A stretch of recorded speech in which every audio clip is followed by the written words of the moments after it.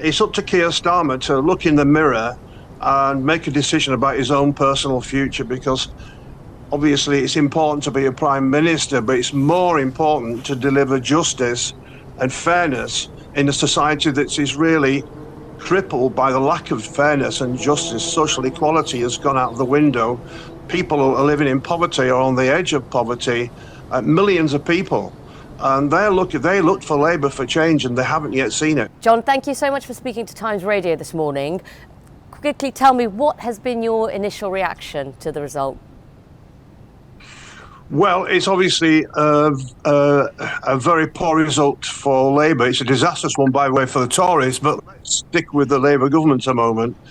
It's been difficult. Now, by-elections often do prove to be quite difficult for governing parties, but I think this signals a bigger change in the way that people see the country, its politics and its leaders, and Labour absolutely must reflect on this in a serious way. And that does mean, I'm afraid, that the Prime Minister needs to reflect on his own position, because quite a lot of time his name does come up when you're speaking to voters. How much of this loss do you see as personally Keir Starmer's fault? No, I think it's a wider problem for the direction of the government as a whole. And what I would say is this: the government promised change, obviously with our leader, Keir Starmer, but people say to me, the voters, ordinary folk on the streets, we haven't seen the change that you lot promised. And therefore, I think it's the government itself which needs to change direction. You know, it's unimaginable that there are so many young people out of work this morning in the area where the by-election was, with only 40 or less than 50 jobs available, but thousands of people chasing those jobs, or that there are 4,000 waspy women who've suddenly been disappointed by Labour. These are decisions that the government as a whole took, but the Prime Minister is the leader, and he is ultimately responsible. Do you think this would have happened if Andy Burnham hadn't been blocked from standing?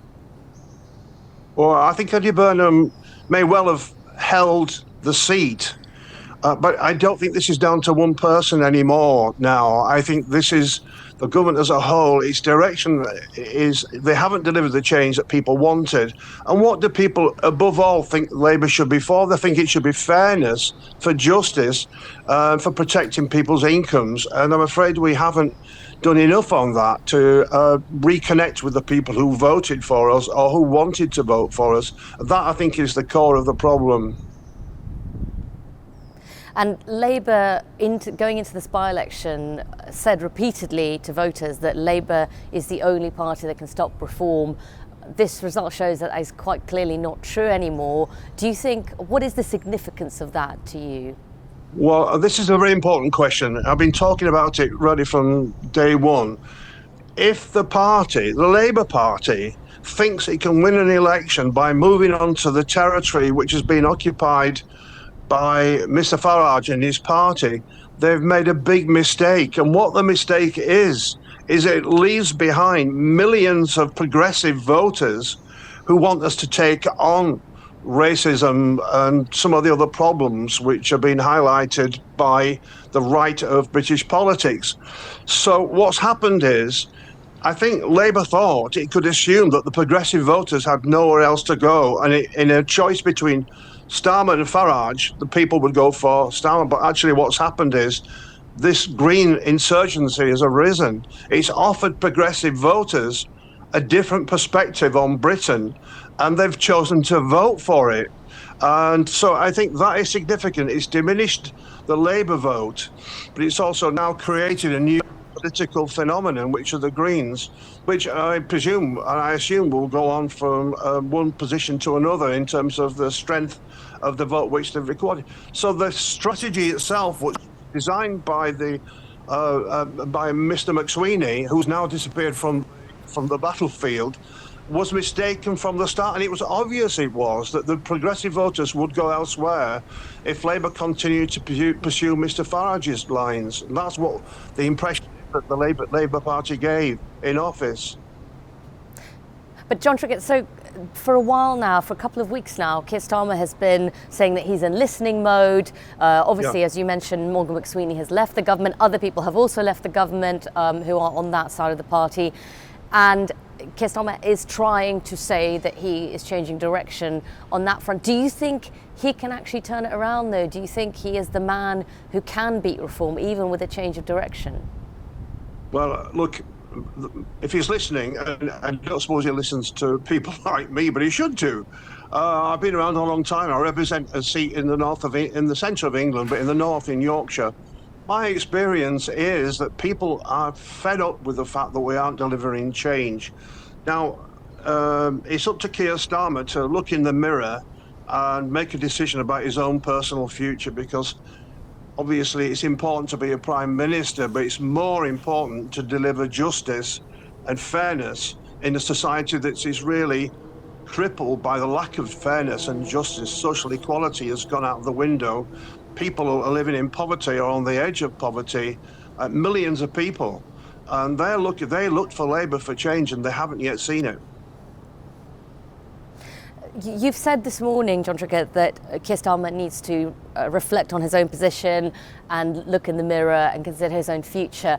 I mean, it sounds like you're saying he is not the man to beat reform going into the general election or even the local elections. What are you saying there? Well, I think the local elections are only a couple of months away. It's very difficult to imagine what can happen in the short term.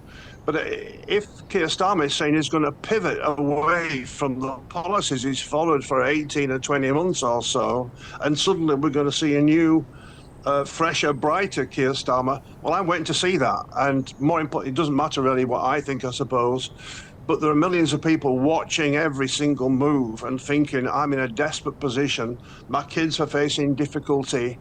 And look, in my constituency, there are thousands of children without even access to their own bed. And that really is appalling in this new well, it's no longer a new century, but in one of the most prosperous countries in the world. Imagine parents unable to put the school uniform on the kids' back when they go to school. That's the problem I'm facing in my constituency. And those are the changes which we absolutely must see. But you and your colleagues, as you say, you're very experienced in Westminster. You and your fellow Labour MPs this morning will be looking at this result, seeing that Labour has come in, not only lost, but come in third and come in quite far behind the Greens. Do you think Keir Starmer can actually turn this around, or do you think it is time for your party to change leadership? Well, all I'm going to say is he needs to reflect on whether he's able to reconnect with those voters who he has disappointed, deliver the change which is absolutely necessary. It seems to me it's very, very difficult for him to do that. And you've said he needs to reflect his position. Is what you're saying there that Keir Starmer should do the honourable thing and set out a transition or set out a path to stepping down, as opposed to having a bloodbath leadership election triggered by the MPs? We definitely do not need a bloodbath leadership election. We need a change of direction, and we need someone to step up, whether it's Keir Starmer or somebody else, and deliver the change that the country demands. Unfortunately, his record in the last few months, and that of the government as a whole, has not delivered the kind of change that we want. So your listeners are very intelligent people on Times Radio. They know what I'm saying. Thank you, Jon Trickett. Thank you for your time and speaking to Times Radio. Thank you.